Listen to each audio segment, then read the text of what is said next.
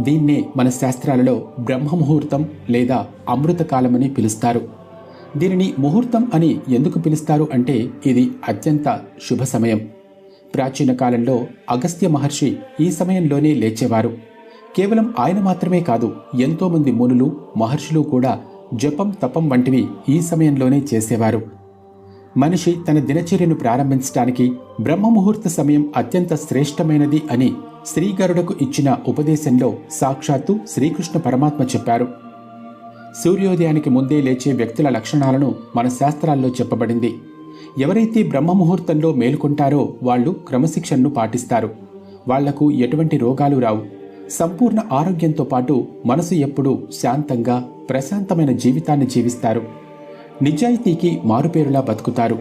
ఏ పని చేసినా సరే పూర్తి శ్రద్ధతో చేస్తారు. ఈ బ్రహ్మముహూర్తంలో నిద్రలేచే వ్యక్తులకు రాగద్వేషాలు ఉండవు.